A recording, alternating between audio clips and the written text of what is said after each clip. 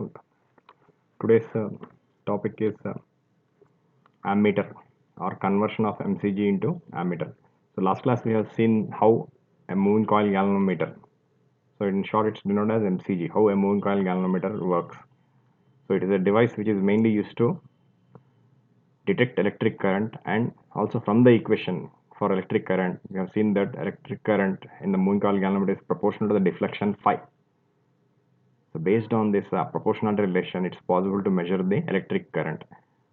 So, but a moving coil galvanometer, if it is directly used to measure electric current, though it is extremely sensitive, it can measure even very small currents up to 10 power minus 9 amperes, but still the measurement will be going wrong. The reason is the resistance of the moving coil galvanometer. We have seen that in the moving coil galvanometer is a coil, a conducting coil is present through which current has to be passed. Now this conducting coil has some resistance. Because of that resistance, what happens is the measured value of current in a circuit will be actually slightly going wrong.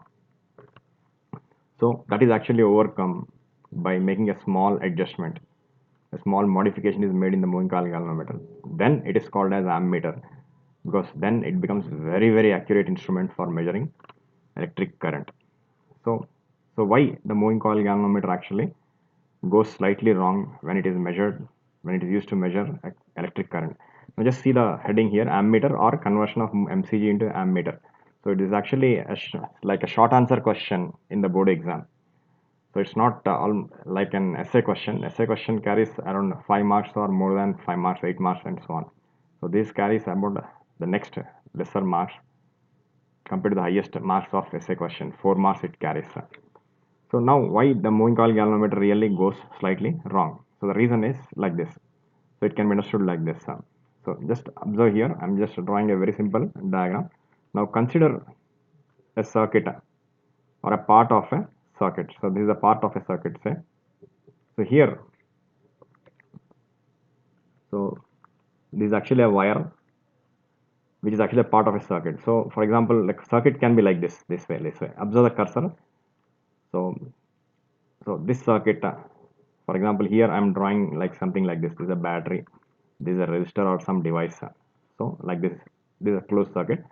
Now this is also actually closed, so I'm just keeping it actually discontinuous. So for convenience, imagine that this is entirely closed. So then this is a circuit. Some current is flowing through this. So the current I, which has to be measured. Now in order to measure this current, so what has to be done is a moving coil galvanometer has to be connected here, this way. So moving coil galvanometer, I'm just showing it like this way. The galvanometer has to be connected like this way. So this is the galvanometer. So a pointer denotes so an arrow here denotes the pointer in the moving coil galvanometer. So pointer is nothing but a small needle-like thing which is actually connected to the coil, fixed to the coil. So when the coil it's fixed in such a way that the coil gets deflected through an angle phi. So angle of deflection in moving coil galvanometer, very important thing is phi. So we have seen that current is given by kg into phi. Kg is what? The galvanometer constant. So current is proportional to deflection phi. So this deflection can be directly measured just by connecting a long pointer, aluminum pointer, fixed perpendicular to the plane of the coil at its center, or the center of the breadth of the coil, the center of the horizontal side of the coil. So once it is connected, then what happens is when the coil gets deflected through an angle phi, even the pointer also gets deflected by the same angle. So a scale is actually arranged, a circular scale is arranged so that the pointer directly shows the amount of deflection on the circular scale. That way the scale is actually marked, or the marking of a scale in terms of degrees or any convenient units is called calibration. So that the scale is calibrated in such a way that the pointer directly getting deflected on the circular scale directly gives the value of deflection. That way an arrow always denotes an electrical instrument in which a pointer shows the required deflection or required any quantity it shows. So this is the simple diagram of the galvanometer. So once the galvanometer is connected this way, so this kind of connecting a galvanometer is called as a series connection. The galvanometer is said to be connected in series in this part of the circuit. So say from here to here, series. Why it is called as series? So in series we have seen that a number of resistors are connected in series. Current in all the resistors is same. So here also, once the galvanometer is connected, how it's connected? Just here, this wire is actually this part of the circuit, which is actually a conducting wire, it's actually cut open here. Once it is cut open, it will form two terminals where it got cut. Those two terminals are connected to the two terminals of the galvanometer. So really, when it's connected to the two terminals of the galvanometer, those two terminals are actually nothing but the real terminals of the coil in the galvanometer. So then what happens is, this current, whatever current is flowing in this part of the circuit, the same current, it flows through the galvanometer. So because there is a single path here, so coil is also a wire. Imagine the wire to be from here to here. So this is nothing but this conductor, which is nothing but the coil, and this part of the conductor are connected in series. So the same current passes through them. That's why the galvanometer is said to be connected in series in a part of a circuit where the current has to be measured. Even the ammeter also has to be done connected to the same way, because ammeter is also the real device which is used for measuring current very accurately without with almost a negligible amount of error. Almost perfectly it measures electric current. Now why galvanometer goes wrong? The reason is the coil resistance. Because the coil has a resistance, once the galvanometer is connected here, the resistance of the circuit increases. Then the current which has to be measured, say 10 amperes, it will not be 10 amperes, it will become 9 amperes. So that 9 amperes, once it flows in the galvanometer, that 9 amperes will be measured very accurately. But that's actually the wrong value. The reason is resistance of the galvanometer. So to remove this resistance, a very small adjustment is made. A small modification is made to the galvanometer, then we'll be getting the ammeter. How that modification is made? So the modification is made in a very simple manner. So I'm just doing one thing. I'm just removing this diagram. So I'm not fully removing because this is a part of the syllabus diagram. So slightly it has to be modified. So I have drawn just roughly I have drawn. So the actual diagram will be almost same. Now how the modification is done? The modification is done in a very simple manner. Now just see here, this is the galvanometer. So galvanometer, another way of representing the galvanometer is like this. So I'm not using a perfect circle to draw the galvanometer because the circuit diagram has many components. Just a freehand diagram is sufficient. So I'll just make this more clear, the page. So the galvanometer, this is the galvanometer, say. So this is the galvanometer. Now this galvanometer, so this is the way of representing the galvanometer. Just see here, instead of showing the pointer directly, the galvanometer symbol G actually can be placed inside this circle. Then that's another way of representing the galvanometer. So this same thing I have actually represented here. Now this is the regular symbol of the galvanometer. Now in this circuit, now the important thing is in this part of the circuit, I'm just showing like this. This is the part of the circuit. So this is extending further rightwards. The right end is actually, it's not an end, it's actually part of the circuit. So this conductor is actually connecting wire. Conductor here is nothing but connecting wire. It's extending further towards the right, and this is also extending further towards the left. So this is a part of a circuit in which the current I has to be measured. This is the current to be measured. Now directly if the galvanometer is connected, this is same identical diagram. So slightly in different manner, galvanometer is represented, that's all. Now what is the modification which is required here to remove the inaccuracy of measurement of the galvanometer? The modification is very simple. A very small resistance is connected in parallel to the galvanometer this way. This very small resistance, small, it's for starting letter is S. The same symbol is S is used here. Now this tiny resistance, very small resistance, should be as small as possible.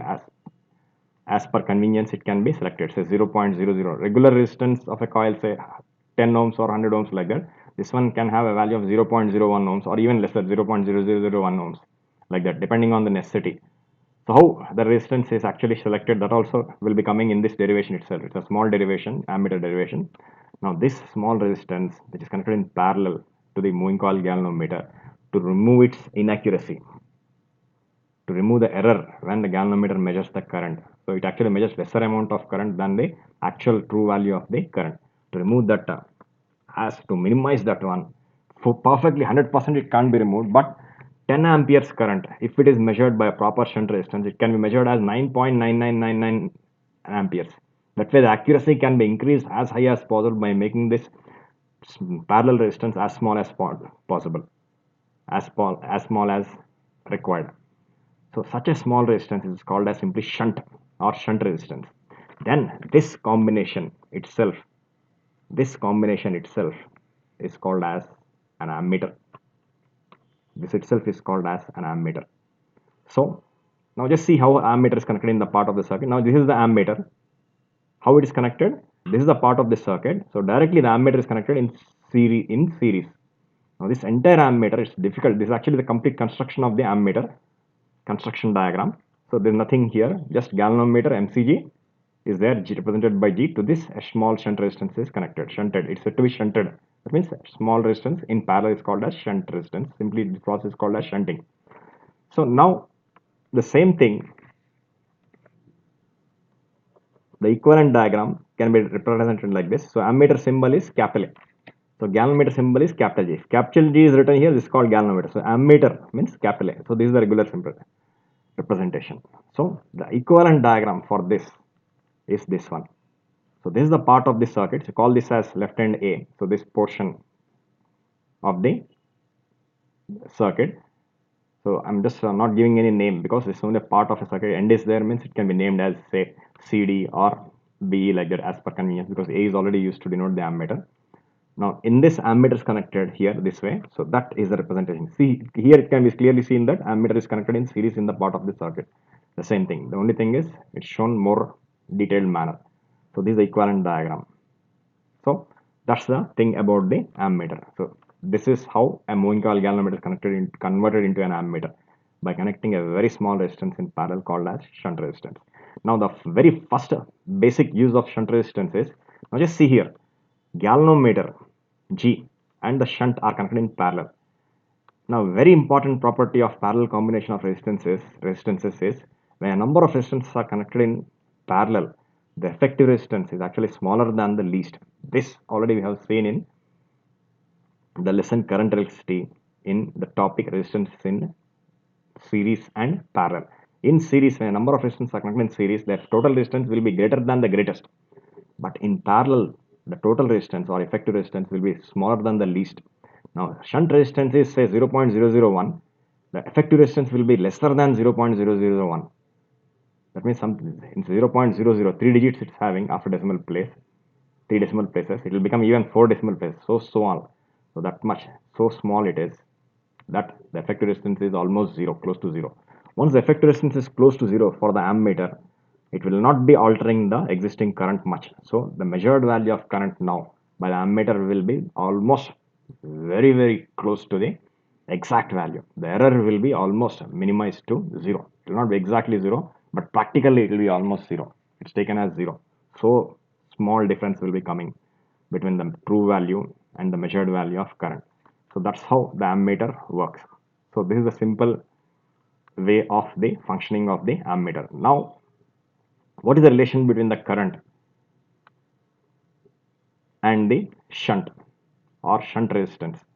How the shunt resistance can be made as small as possible so that the current value will be as accurately as possible. So for that, a small simple equation can be derived using the very simple laws of the previous lessons, especially the Ohm's law. Now just see here. So whatever things we are seeing here are simple. Nowhere any complication is there. So the ammeter. So what is the simple definition of the ammeter? The meaning is very simple. It's a device which is used for measuring electric current. So galvanometer means it's mainly a device which is used for detecting electric current. But it can measure, but it will not be so accurate. But ammeter can measure accurately. So it is said to be a device which is used to measure electric current. Now what are the units of electric current? Amperes. So it's said to be measuring electric current in amperes. So that's the simple definition of the ammeter. Now, what is the effective resistance of the ammeter? It's very low and always as close as possible to zero. The better the smallness of the resistance, the better is the more better will be the functioning of the ammeter. More accurate the measured value by the ammeter. Now, ammeter is always connected in series in a part of a circuit. Now, a perfect ammeter, an ideal ammeter should have zero resistance. If it has zero resistance, it will not be possible in nature, but if it has zero resistance, then the existing current will not be at all altered. So exactly it gets measured, but it doesn't exist. But a very good ammeter should have very low resistance. That is possible to make the resistance as small as possible by connecting smaller and smaller values of shunt resistance, depending on the accuracy that is required. So that's the thing about the ammeter. So the equivalent circuit is very simple. So just see here the equivalent circuit of this. It's very simple. So simply all the extra things I'm just removing. So here, deleting. So this is a simple equivalent circuit diagram of the ammeter. Same thing here. So this is the equivalent circuit diagram. So this is the equivalent circuit diagram of the ammeter. Okay. So now consider the current through the ammeter. So the construction, we have seen the definition, construction, and almost working also. Now the theory or simple theoretical derivation. The equation for current or the relation between current and the shunt resistance. Now this comes under working and theory. So I'm not just putting the side headings. Later, while I'll immediately after the topic is completed, it's a small topic. Immediately I'll tell how to write the running notes. Then I'll give the side headings more clearly. So just remember the side headings. First, definition of ammeter. Next, the main features, how it's connected, what is the effective resistance, and what is the ideal ammeter resistance. Next, immediately construction of the ammeter. So how the shunt is connected like that. Next, working, the same thing. It's continuation. So now the theory is like this. The current I through the ammeter here, or in this equivalent diagram it can be seen. Inside the ammeter there are two components. One is galvanometer and shunt resistance. So really in this diagram it can be clearly more seen. It can be more clearly seen. So now this current divides into two parts.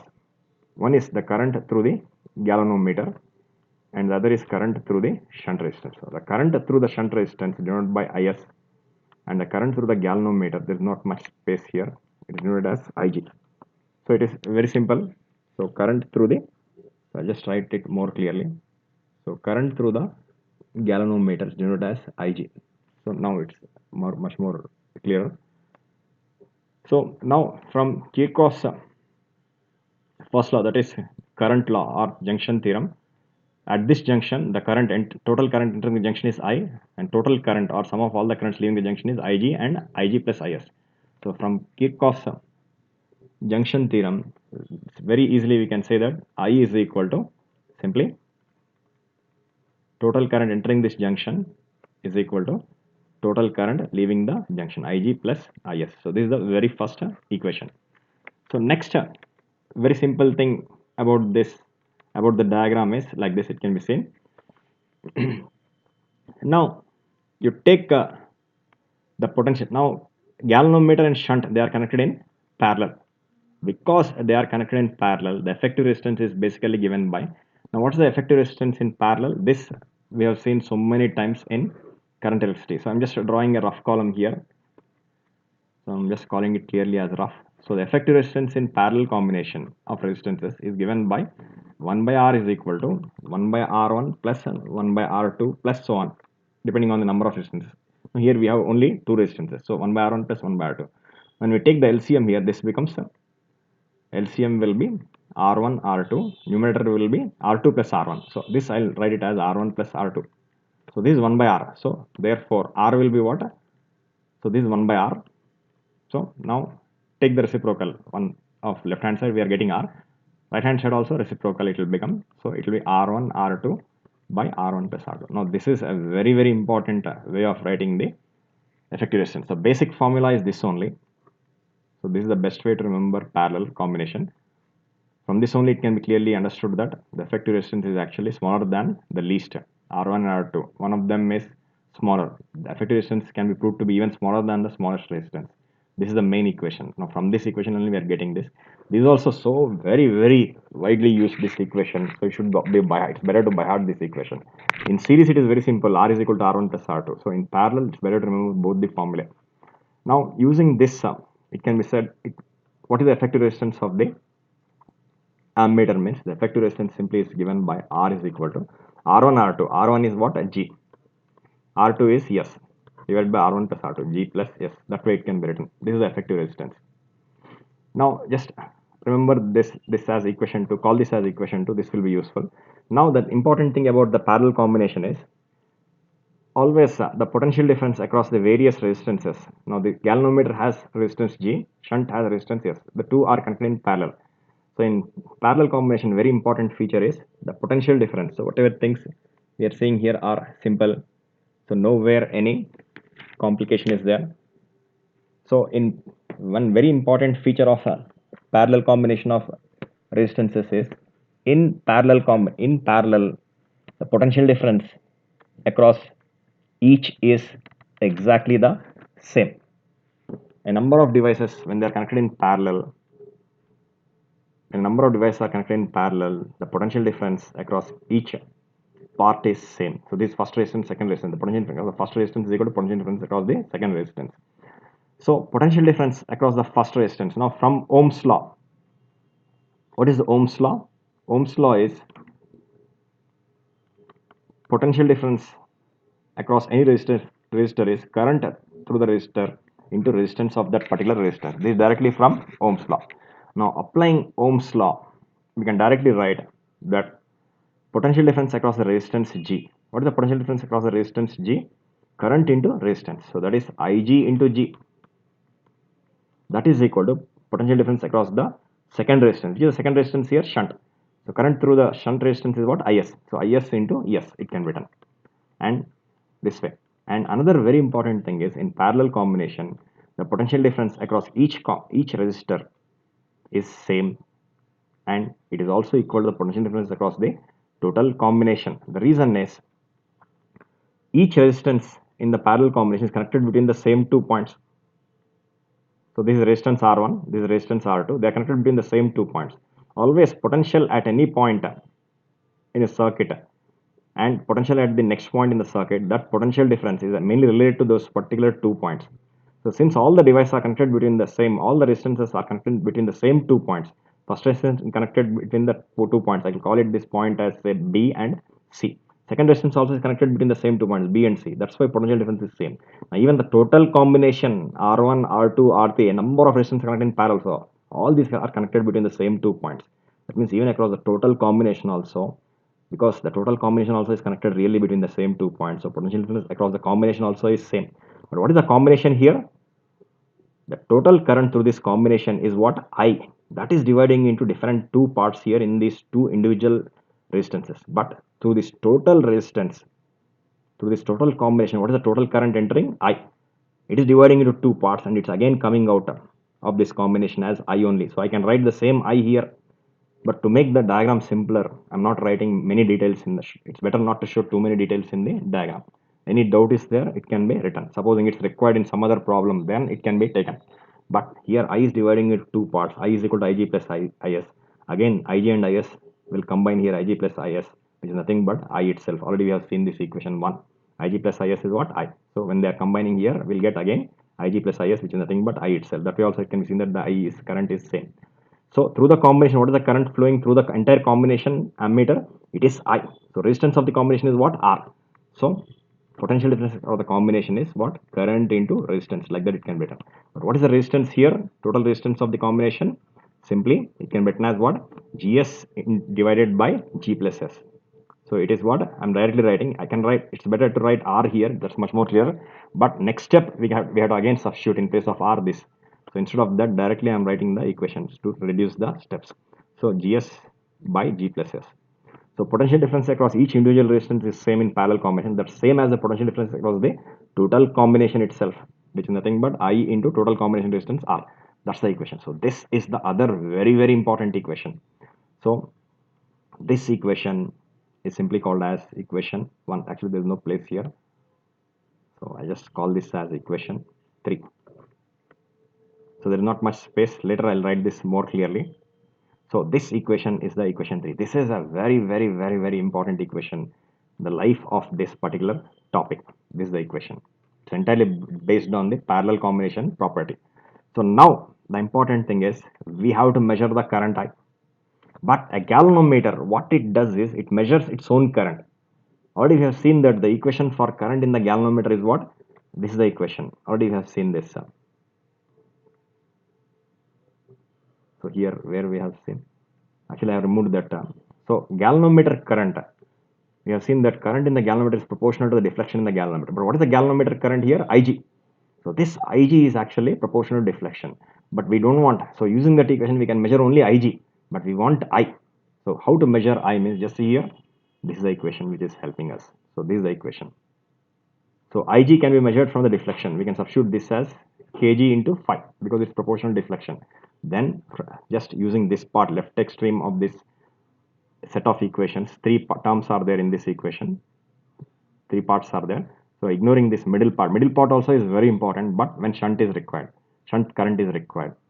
But now the important thing is we want to measure the total current in terms of the simplest possible quantities. So this left extreme and right extreme of this complete equation will be helping. So now from this I can just write, so Ig into G is equal to I into Gs divided by G plus S. So this is will be helping. But now here what is Ig? The current, galvanometer current, is from the galvanometer derivation we have seen that it's proportional to the deflection and it's given by kg into phi, where kg is the galvanometer constant. So this is the important equation here. So then the equation becomes, in place of Ig what can be written? Kg into phi. That is equal to, okay, just a second. So in place of Ig I have written kg into phi. After Ig what is there? Into G is there. So I'll write this separately, clearly, is equal to I into Gs divided by G plus, yes, it can be done. Now here a small adjustment can be made here. Just see here, small cancellation. G and G can be cancelled here itself. G and G this way. Next Ig, once we substitute kg phi, this will not be remaining. So I'll just remove this. So G already I have cancelled, so I'll not write that again. This equation is coming. Now just see here, what is required is current. Now take S divided by G plus S to the other side, then we'll get an equation for current. Again, it can be seen here also that current actually to be measured, the big current, total current in the ammeter. Again, it's coming to proportional to the deflection, same deflection. But the proportionality constant is not kg, it's not just kg, even S and G and S and G both are again coming here as to form a different proportionality constant. But still, the proportional relation exists.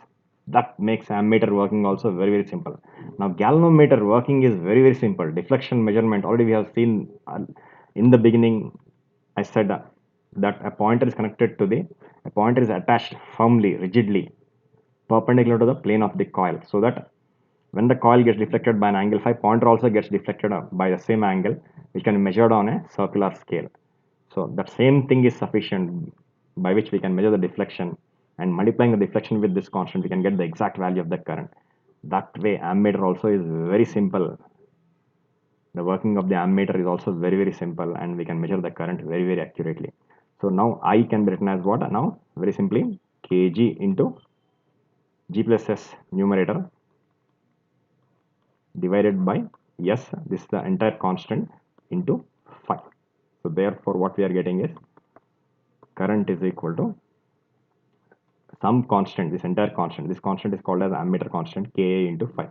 So this is the final equation for the electric current measured by the ammeter. So Ka into phi. I just write it more clearly. So this is the equation. So Ka into phi. So this is the main result. So using this equation, the ammeter current, the actual current which is to be measured, can be measured. So that's the complete theory of the ammeter. So this is a full explanation. So nowhere any complication is there. So now quickly completing the running notes.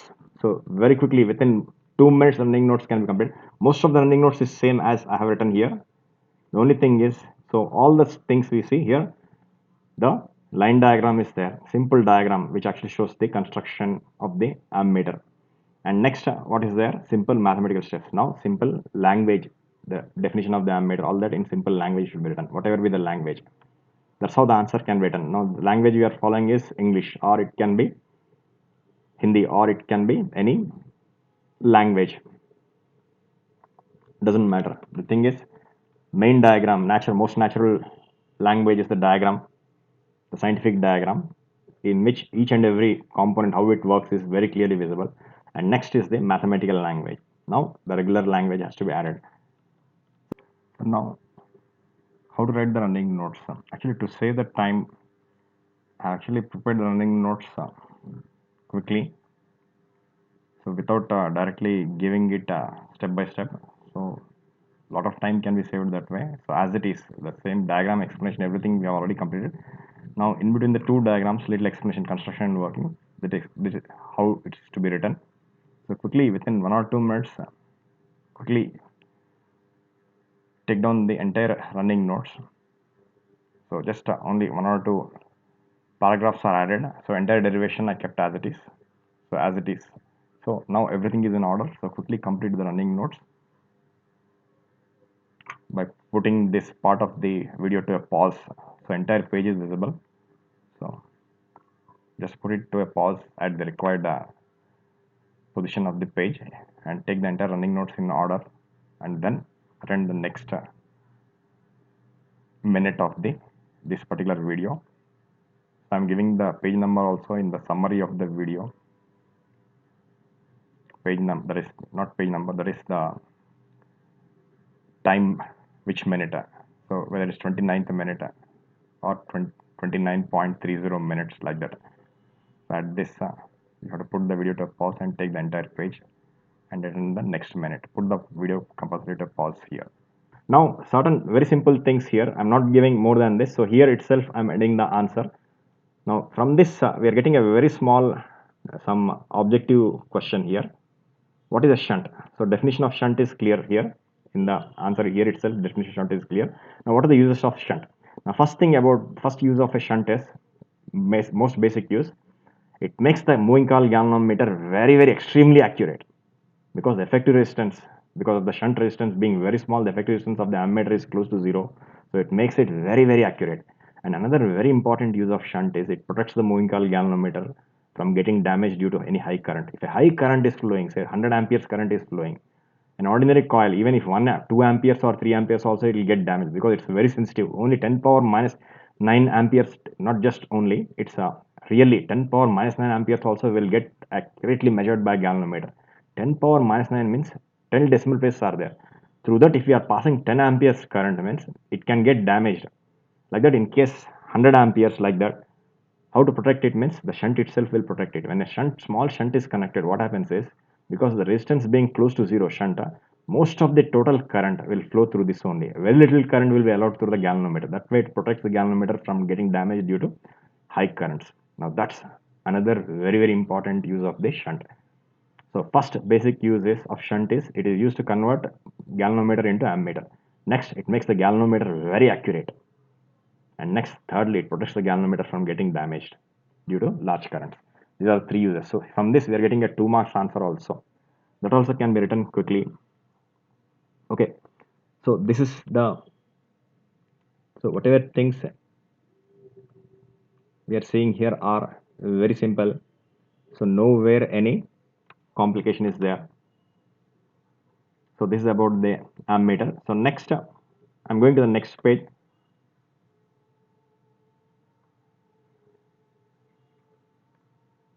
So this is the related to voltmeter.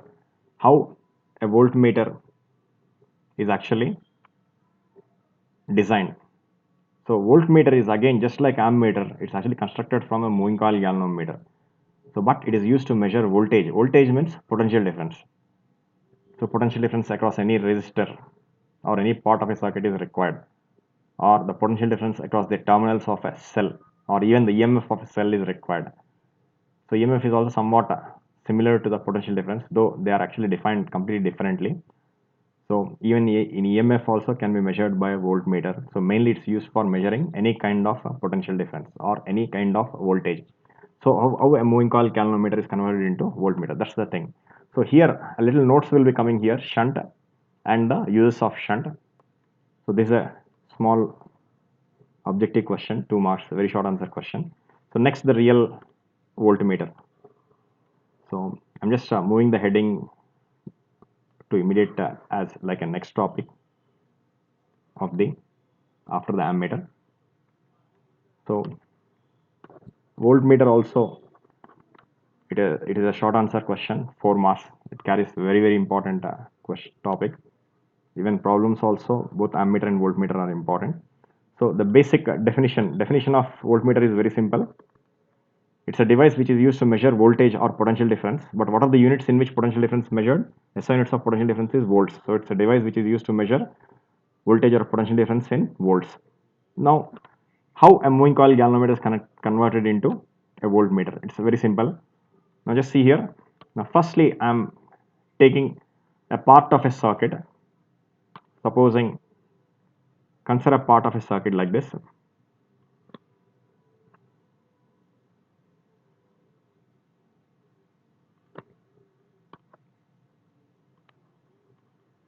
Now this is a part of a circuit. The circuit is, so again as usual, above a battery, a plug key or a switch, and some component, electrical component can be imagined, and that if it's connected to this waveform, it will be getting a closed circuit. So then this part will be a part of the circuit. So this part of the circuit, so naming is important here. So it's just, let it be called as AB. Now through this part, so current I is flowing. So let the resistance between the 2 points A and B for this part AB is denoted as R. Then the potential difference across this part, let it be called as V, this way. How much is the potential difference from Ohm's law? It is current into resistance. It is simply current into resistance. So whatever things we are seeing here are simple, nowhere any complication is there. Now this potential difference across this part V, which is given by I into R, has to be measured. Then how a voltmeter is connected? Voltmeter is a device which measures potential difference. Now a voltmeter works in such a way that, so how, it's almost like ammeter. So ammeter is a device which measures electric current. Now just look at the previous page in the functioning of the ammeter. So ammeter actually measures the electric current which is really passing through it. When it is connected in series in this part of the circuit, whatever current which has to be measured, it passes through it. So the current which is really getting measured by the ammeter is nothing but the current passing through it itself. Voltmeter is also somewhat similar. Now just see the diagram here. Now voltmeter is a device which actually measures the potential difference which is really applied across it. So this potential difference which has to be measured by the voltmeter has to be really applied across the voltmeter. It will not be difficult to apply the same potential difference across the voltmeter. Now the reason is very simple. Now I'm taking the two ends of this resistance or of this resistor as these 2 points. Now between these 2 points, the potential difference is, from the diagram, I'll just show it for convenience. I'm just showing this potential difference between these 2 points as V, between these 2 points. So between these 2 points, the resistance R is present. What is the current pass flowing through it? Into it, it is I. Now between these 2 points, the potential difference V has to be measured. Now between these 2 points, in parallel, the voltmeter is actually connected this way. That way. Now how the voltmeter is constructed from moving coil galvanometer, it can be understood a little later. But the important thing is how the voltmeter is connected. Now once the voltmeter is connected in parallel, so here earlier we have seen that ammeter is connected in series in this part of the circuit. By cutting this circuit open, in series the ammeter is inserted here across this cut part. But in voltmeter, no cutting is required for the circuit. Directly externally between the 2 points across which the potential difference has to be measured, the voltmeter is connected in parallel. Once it is connected in parallel, this resistance and the voltmeter has its own resistance. Both are in parallel. Because they are in parallel, potential difference across each will be same. Now voltmeter, just as an ammeter measures the current passing through it, voltmeter actually measures the potential difference applied across it. Whatever is the potential difference across its terminals. What is the potential difference here? V. Because they are in parallel, that automatically gets measured by the voltmeter. That's how the voltmeter actually is connected in the circuit. Ammeter is always connected in series in a part of a circuit. Voltmeter is always connected in parallel across any part of a circuit whose potential difference or the potential difference across which is required. So that's the main difference between voltmeter and ammeter. Now another very important thing about the voltmeter is, now will the potential difference measured by the voltmeter be accurate? So really speaking, the potential difference measured by the current measured by the galvanometer, we have seen that if an ordinary galvanometer is used without converting into an ohm meter, without converting into an ammeter, a galvanometer, because of its resistance, what happens is it decreases the current in the circuit. So If a single galvanometer is used, which is not an ammeter, the measured value of current slightly it will be going wrong. Already we have seen. So like that voltmeter also, once it is connected, the measured value of the potential difference actually will be going wrong. The reason is when the voltmeter is connected here, when the ammeter was connected in a circuit, we have seen that the resistance of the circuit was increasing. So current in the circuit, existing current in the circuit will be actually slightly decreasing. Because of that, the measured value of current will be going wrong. The same thing will happen here in case of voltmeter also. Once the voltmeter is connected between these 2 points, earlier the resistance between the 2 points was what? Now I'll just call these 2 points. Now here I have called this point and this point, which are the ends of this resistance, as A and B. Now we are taking this for convenience in the diagram. For the sake of diagram, I have taken these two as the two ends of this part of this circuit. So I'll just call this A as, I'll just shift the A as to here. Slightly observe here. I'm just shifting this A just here.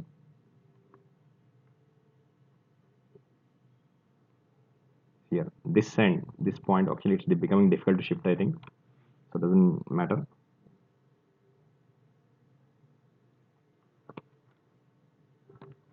So this point I'm just calling it as A, this point I'm just calling it as B. So I'll remove the earlier A and B. I'm not changing much. See here. So the 2 points or the part of the circuit, now it's denoted as usual as AB only. So for the sake of diagram, I have changed this small adjustment I made. So there's not much big change here. So now the for this part AB, earlier the resistance was R. So current through this part before connecting the voltmeter was I. So potential difference which has to be measured is I into R. Once the voltmeter is connected here, what is happening is the resistance between the across these 2 points A and B will not be just R. It will be the effective resistance of the parallel combination now. Now the resistance of the voltmeter, I'll call it as, say, for convenience, I'll just call it as R. And what is the effective resistance? Parallel means again we'll be getting the same thing. So already we have seen this previously.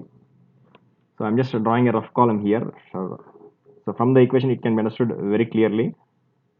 So everywhere, just observe here, we are just using the regular equations which we have already seen.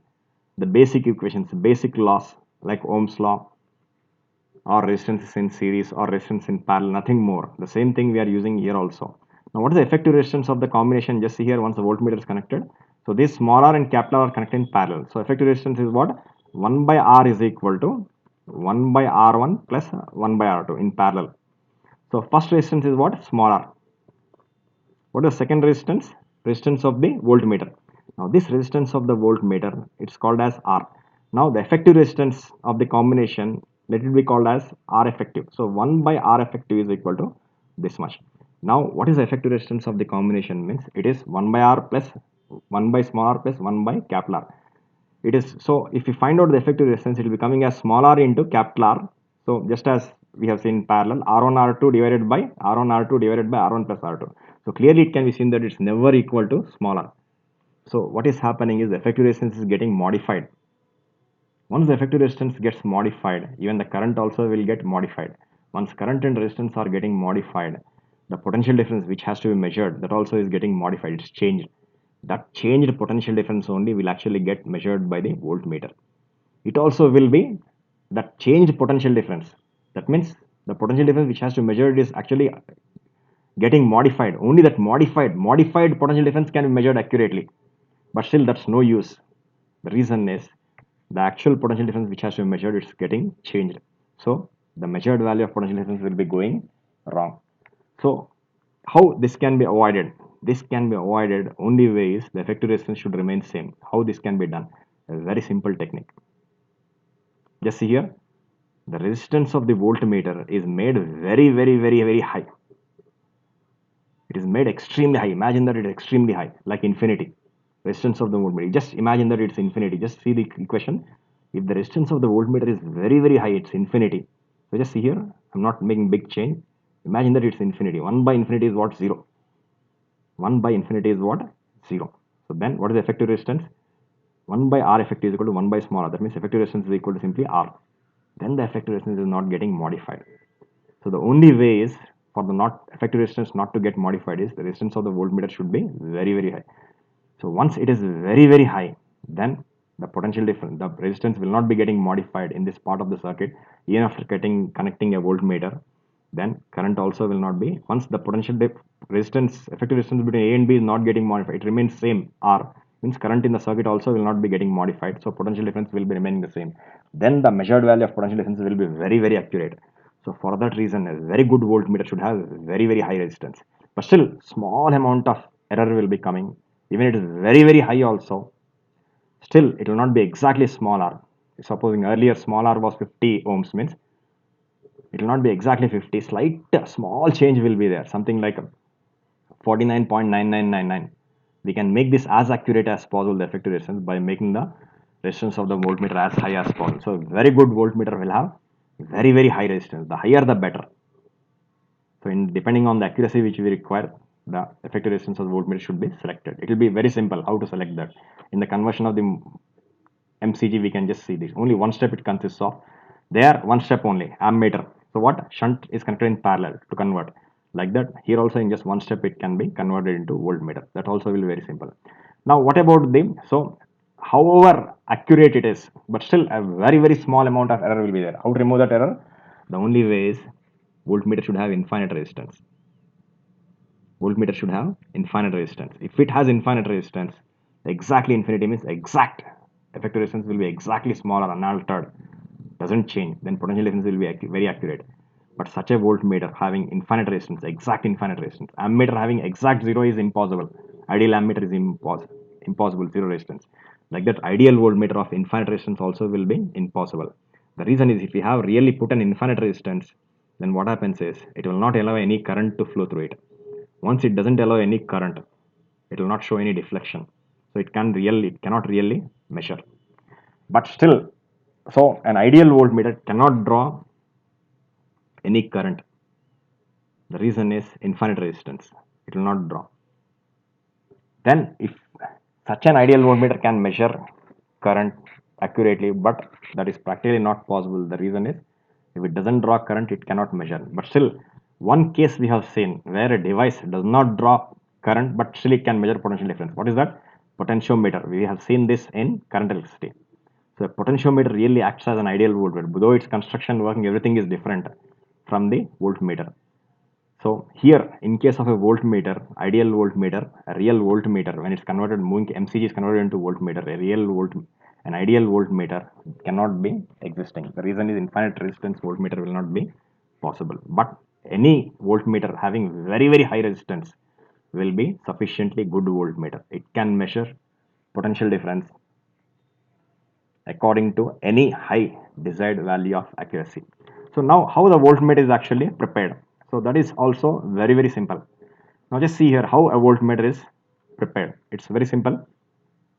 Now I'm drawing the same diagram. Just see here. I'm just copying and pasting the same diagram here. So for drawing the diagram of the voltmeter, so because it will not be much different. So just see here.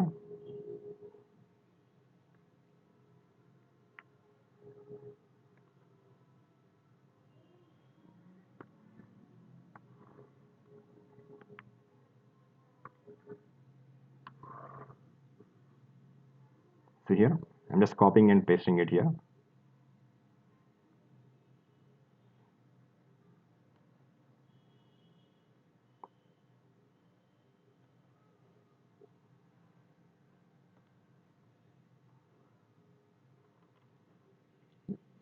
See here.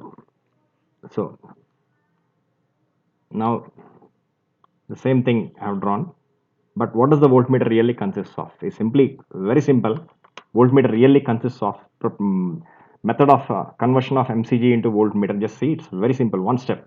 It just simply consists of a galvanometer, moving coil galvanometer. This is a galvanometer symbol, to which a very high resistance is the high resistance, which is connected in series. That's all. This combination itself is called as voltmeter. That's all. This is a very simple construction of the voltmeter. I said already, it's a very simple one-step conversion. So ammeter, one-step conversion is what? To the galvanometer, shunt is connected in parallel. Small shunt or small resistance connected in parallel. Here also one step to the moving coil galvanometer or galvanometer. a very high resistance R is connected in series. Then what is the effective resistance of the voltmeter? Just see, this itself is combination itself is called as voltmeter. And what is the effective resistance? Effective resistance also is very simple. External resistance which is connected in series to the galvanometer is R. So total resistance, their series means R plus G. That's the effective resistance of the voltmeter. So this is already very high resistance. So R plus G is even higher. So the total resistance of the voltmeter is very high. That's very good, because only when the resistance of the voltmeter is very high, then only it functions properly. Already we have seen this in the rough column. So always rough column reasonings. In the rough column, we are just using the previous equations of the previous topics as I'm writing in the rough column, and from that simple equations, many things, their results, very simple manner we can understand. So this is about the construction of the voltmeter into ammeter. So the equivalent diagram, circuit diagram is this. So first equivalent circuit diagram is more easier to understand, and from that how the voltmeter is constructed, that also we are getting. This is about the construction and also the working of the voltmeter. Now the current that is entering into the voltmeter. So here at the point A, the actual current which was already present in the circuit is dividing into two parts. One part will flow through the earlier part which was already present in the circuit, and the other part goes into the voltmeter. So this part which is going into the voltmeter, it has to pass through the galvanometer itself. So but the current through the galvanometer is what? Ig. So this current is also denoted as Ig itself. So there's no problem here. The current is dividing into two parts. One part is going through the actual existing part of this circuit, which is a part AB, and the other part is going into the galvanometer. So this part which is going into the galvanometer, which is present inside the voltmeter, always denoted by what symbol? Ig.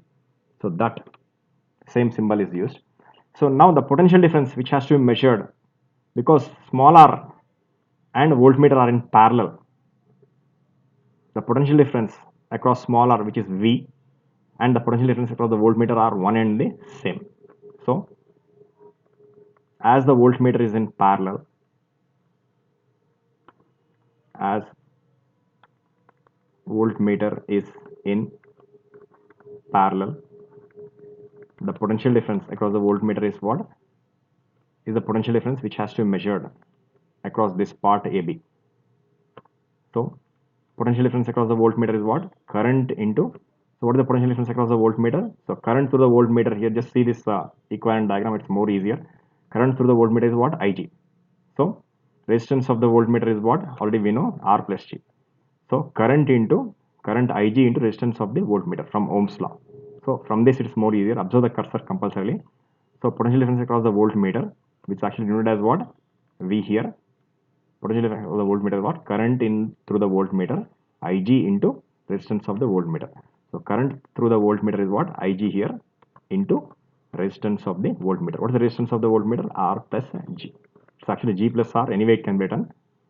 So taking this as R, because R is more important here. So what is the relation between the resistance and the potential difference? Resistance of the voltmeter, that is resistance which is connected in series, and the potential difference, that's what is required. So R is considered to be more important. So this is the equation. So that's all, only one step here. Directly from parallel combination we are getting this, and from Ohm's law, since Ohm's law. So no other big derivation is there here. This is the main step. So Ohm's law, potential difference is equal to current into resistance. So this is the main equation. So in ammeter, we have seen three parts in ammeter. Potential across the, just see here, once again, there are three parts of the main step. This was the main step, the life of this derivation or theory of the ammeter. Potential difference across the galvanometer is equal to potential difference across the shunt, which is equal to potential difference across the combination, total combination of the ammeter. That's the main equation. Now the same thing here in voltmeter, the main equation is directly this step.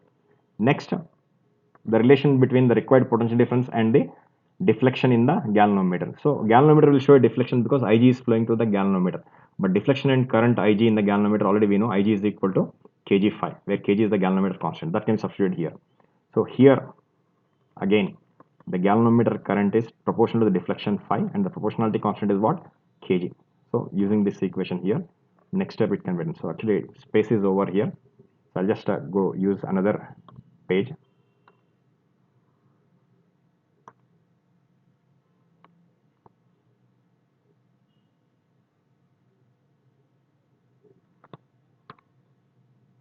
I'm taking another white page, empty page.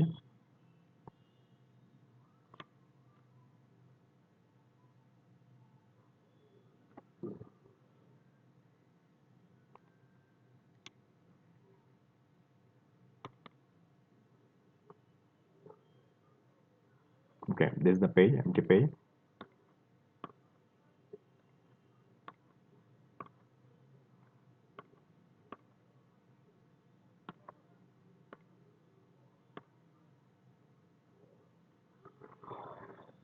Okay, just look at the previous step once quickly. So Ig is equal to kg5. Now substituting this here in place of Ig, kg5. So V, left hand side V I am writing as it is. So V is equal to, in place of Ig, kg5 I will write. So just see here, left hand side V I am writing as it is. V is equal to current Ig into resistance Ig into R plus G we have seen. Ig in place of Ig, current Ig is kg5 into, just see here. So V is equal to Ig, in place of Ig, kg5. I have written that step already, just see here. V is equal to Ig in place of Ig, kg5 I have written. After Ig, what is there? R plus G. After Ig, that means kg5, R plus G is there. Ig, kg5 is I have written, into R plus G I am writing as it is. That's all. Now I'll write the constants together apart from deflection. So kg into R plus G. Kg is the galvanometer constant and R and G are the voltmeter constants. R is related to the high resistance connecting series, G is the galvanometer resistance, and after that deflection phi. So the entire thing in the square brackets is a constant. So that constant is called as voltmeter constant into deflection phi. So this is a very simple relation for the potential difference. So potential difference also is coming to be exactly proportional. So the proportionality relation is actually very, very useful. The reason is just by deflection phi can be measured very easily. We already seen at the beginning of ammeter topic, we have seen how the deflection phi is measured by using a pointer, an aluminum pointer fixed rigidly perpendicularly to the coil of the moving coil galvanometer. So coil gets deflected by an angle phi, means pointer also will show the same deflection on a circular scale. The same deflection on the circular scale we can measure and multiply with the constant kV. What is kV we know. Multiplying the two we can get the potential difference very easily. So that's the important equation. So this is the main result of the derivation. But this will not be, this equation is very simple, but it will not be much important in problems. In problems, what is important, or the theoretical analysis or understanding, what is important is this particular equation. And the remaining explanation, everything is very simple. So now very quickly the running notes can be completed. So voltmeter or conversion of MCG into voltmeter. So definition of voltmeter, just see here. So very quickly complete the running notes. So entire derivation will be, steps will be coming as it is. Actually here a lot of notes is required. So I'll do one thing. This entire page. So very quickly I'll do one thing. Here running notes will not be sufficient here for this much space. Definition will be coming and the construction and working also little explanation will be coming. Actually there is no place here, just see here. So what I'll do is I'll just move this part. This entire diagram I'll shift a little down so that here sufficient, at least half page will be coming. This entire page becomes half blank here, and this entire portion I'll just push it downwards so that whatever steps I have written, just check the steps once again. These are the steps, very simple. Two steps, only mainly two steps. Immediately after that we are getting the result, just see here. Immediately after that we are getting the result. So everything is very simple. So I'll make the adjustment. So within fraction of a second I'll make the adjustment and immediately I'll explain how to write the running notes. Okay, I said I'll explain how to write the running notes of the voltmeter. So to save time, actually I have added the language here. So already we completed the derivation steps and the diagrams. Just here, this is the first diagram. I just call it as figure 1. Now the very important thing here is effective resistance of the across the part AB. Once the voltmeter is connected, we have calculated by this particular equation in the rough column. All the steps already I have written, but I call the effective resistance as 1 by R effective. Effective resistance across the part AB. So I made it more clearer. Instead of calling it as 1 by R effective, RAB I have written. You can just, it's much more easier. And the resistance, R1 is the first resistance small r, and R2 is the resistance of the voltmeter. So that resistance of the voltmeter, previously I called it as R. So I have written as RV in the notes, so that it is more clear. So that's the only change I made. So the only thing is all the steps I kept as it is. Diagram here, this is a diagram just here, and now the running notes I have added. So here this is actually explanation. It's actually not required for the exam. So always the matter must be written as simple as possible because the topic carries only 4 marks. So just one simple definition, how it's connected in parallel across any part, then the actual equivalent circuit diagram of the voltmeter. So the resistance of the voltmeter must be, all this as it is can be written. Now the thing is this part, it's only for understanding about the rough column, actually how the calculation of the rough column is done. So ideal voltmeter has in fact next construction, working and theory. Next, the second other diagram, actually how the voltmeter is actually constructed from moving coil galvanometer, that I have shown in the next page. So very quickly this should be written. See here, this is the next page.